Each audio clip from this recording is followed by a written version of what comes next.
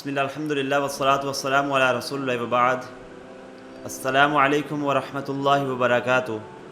معزز سامعین و سامعات، گزشتہ کچھ دروس کے اندر ہم نے آیت المنافقین کے متعلق تفصیلی بحث کی ہے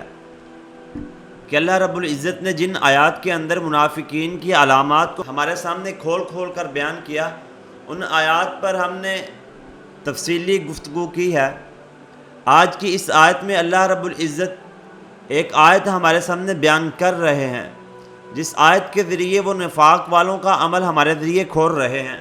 اللہ رب العزت فرماتے ہیں مثلہم کمثل الذی استوقد نارا، کہ ان منافقین کی مثال اس شخص کی مانند ہے کہ استوقد نارا، کہ جس نے آگ کو جلایا، جس نے ایک ظلمت والے رستے میں، ایک اندھیرے میں آگ کو جلایا. فلما اضاءت ما حولہ ذهب اللہ بنورہم، جب اس آگ کے چلنے کی وجہ سے روشنی ہوئی اور روشنی سے اس کا ارد گرد روشن ہو گیا، جب اس کا روشن ارد گرد ہوا تو ذهب اللہ بنورہم، اللہ رب العزت اس آگ کی روشنی کو لے گئے. وترکہم فی ظلمات لا یبصرون، اور ان لوگوں کو جو آگ چلنے کی وجہ سے روشنی میں چلے گئے تھے، ان لوگوں کو اللہ رب العزت نے ظلمت اور اندھیرے میں چھوڑ دیا. اب دیکھیے، اللہ رب العزت نے پہلے تو نفاق والوں کی آیات کو ہمارے سامنے کھول کھول کر بیان کیا. اب اللہ رب العزت ایک مثال کے ذریعے سے ہمارے سامنے اس چیز کو بتا رہے ہیں. اللہ رب العزت قرآن کریم میں مختلف قسم کی مثالیں دے کر ایمان والوں کو سمجھانے کی کوشش کرتے ہیں، جیسا کہ اللہ رب العزت ارشاد فرماتے ہیں وَلَقَدْ ضَرَبْنَا لِلنَّاسِ فِي هَذَا الْقُرْآنِ مِنْ كُلِّ مَثَلٍ لَعَلَّهُمْ يَتَذَكَّرُونَ، اور ہم نے قرآن کے اندر لوگوں کے لیے ہر طرح کی مثالیں کھول کھول کر بیان کر دی. لَعَلَّهُمْ يَتَذَكَّرُونَ، تاکہ وہ ان مثالوں کو سمجھ کر نصیحت حاصل کریں. اللہ رب العزت کا یہ ایک طریقہ ہے کہ وہ ایمان والوں کو مثالوں کے ذریعے سے بھی سمجھاتے ہیں. جب لوگوں کو مثال دے کر سمجھایا جاتا ہے تو مثال کے ذریعے سے کسی بھی بات کو سمجھنا اور آسان ہو جاتا ہے. اور اب اس مثال کے ذریعے اللہ رب العزت ایمان اور اسلام والوں کے درمیان فرق کر کے بتا رہے ہیں کہ ایمان اور نفاق والوں کے درمیان کس طرح فرق ہے. اور اس آیت میں اللہ رب العزت نے منافقین کے درمیان اور رسول اللہ صلی اللہ علیہ وسلم کے درمیان فرق کیا کہ بتایا رسول اللہ صلی اللہ علیہ وسلم نے کس قدر دن رات کی جد و جہد اور محنت کے بعد دین اسلام کو لوگوں تک پہنچایا، اور یہ بتایا کہ آپ صلی اللہ علیہ وسلم نے اپنی محنت کے ساتھ کس طرح کفر اور نفاق، ہدایت اور جہالت، گمراہی کے درمیان فرق کیا. یہ رسول اللہ صلی اللہ علیہ وسلم کی مسلسل محنت تھی جو کہ اللہ رب العزت نے ہمیں بتایا. اور پھر آگے منافقین کا جو کردار تھا، جو ان کا عمل تھا، انہوں نے کس طرح اپنے آپ کو ظاہری طور پر بچانے کے لیے اسلام کا کلمہ تو پڑھ لیا، لیکن ان کے دل کے اندر میل ہی تھی. لیکن اپنے آپ کو بچانے کے لیے انہوں نے کس طرح کلمہ اسلام کو اپنی زبانوں پر لے آئے بچنے کے لیے،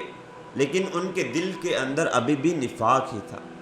اور پھر بتایا کہ رسول اللہ صلی اللہ علیہ وسلم نے اپنے کردار اور اللہ کی تعلیمات کے مطابق کس طرح دن اور رات میں فرق کر کے آپ لوگوں کو بتایا. لیکن یہ منافقین تھے کہ ان کی ظلمت اور ان کی تاریکی اسلام کے رستے پہ اس قدر حائل تھی کہ وہ حق بات کو قبول کرنے پہ آمادہ ہی نہیں تھے. اور پھر ان کی مثال اس شخص کی مانند دے دی کہ ایک شخص ہے جو آگ کو روشن کرتا ہے، اور روشنی کے ذریعے سے جب اس کا ارد گرد روشن ہو جاتا ہے، اور جب منافقین نے اسلام کا رستہ دیکھا تو ان کا ارد گرد روشن ہوا، ان کے سامنے ہدایت اور گمراہی کے رستے واضح ہو گئے، لیکن وہ بغض اور عناد میں اس قدر بڑھے ہوئے تھے کہ وہ دل سے اس بات کو تسلیم کرنے پہ آمادہ ہی نہیں تھے. یہ تھی مثال کہ جب اس کا ارد گرد روشن ہوا تو ذہب اللہ بنورہم، ان کی ظلمت اور ان کی ہٹ ڈرمی کی وجہ سے اللہ رب العزت نے ان کو تاریکیوں میں چھوڑ دیا.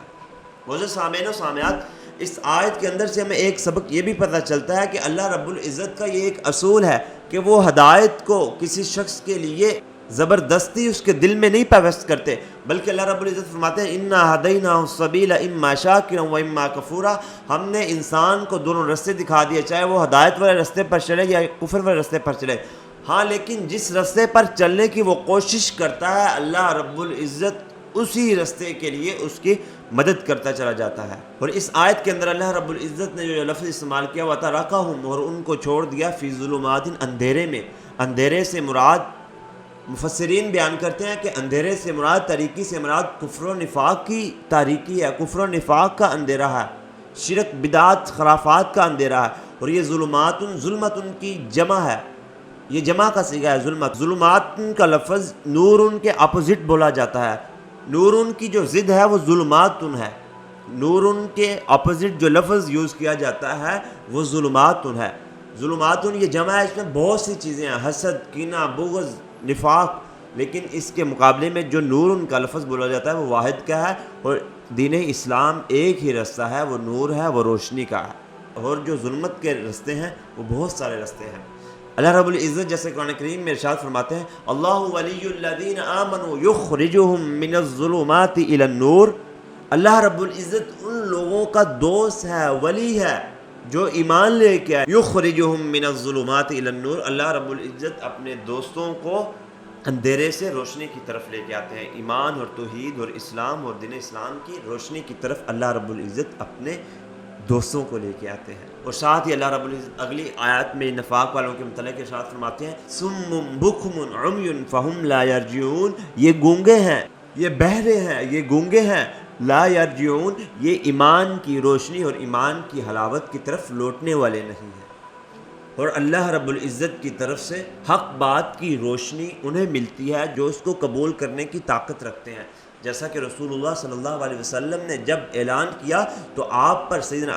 ابی طالب رضی اللہ عنہ، ابو بکر رضی اللہ عنہ، سیدہ خدیجہ رضی اللہ عنہ یہ ایمان لے کے آئیں، اور جو غلام تھا وہ ایمان لے کے آئے۔ اللہ رب العزت نے ان کے اندر یہ قبول کرنے کی طاقت رکھی ہوئی تھی، انہوں نے قبول کیا، اللہ رب العزت نے ان کے نور بصیرت کو اور بھی زیادہ کر دیا تھا۔ لیکن جو لوگ طاقت نہیں رکھتے حق بات کو قبول کرنے کی، حق بات کی روشنی بھی پھر ان لوگوں کو نہیں ملتی، اللہ رب العزت پھر ان لوگوں کے متعلق فرماتے ہیں صم بکم، یہ بہرے ہیں، یہ گونگے ہیں۔ اس سے مراد یہ آنکھیں تو رکھتے ہیں لیکن حق بات کو دیکھ نہیں سکتے، یہ کان تو رکھتے ہیں لیکن حق بات سننے کی استطاعت نہیں رکھتے، ان کے منہوں میں زبانیں تو ہیں لیکن یہ منہوں سے حق بات بول نہیں سکتے۔ اللہ رب العزت نے ان کے عقلوں پر پردہ ڈالا ہوا ہے، یہ لا یرجعون، یہ اس بات کی طرف نہیں لوٹ کر آنے۔ So brothers and sisters، اللہ رب العزت سے دعا ہے کہ اللہ رب العزت ہمیں نفاق والوں سے بچ کر ایمان والوں کی علامات کو اپنانے والا بنائے اور قرآن و سنت کو سمجھ کر اس پر عمل پیرا ہونے والا بنائے۔ السلام علیکم ورحمۃ اللہ وبرکاتہ۔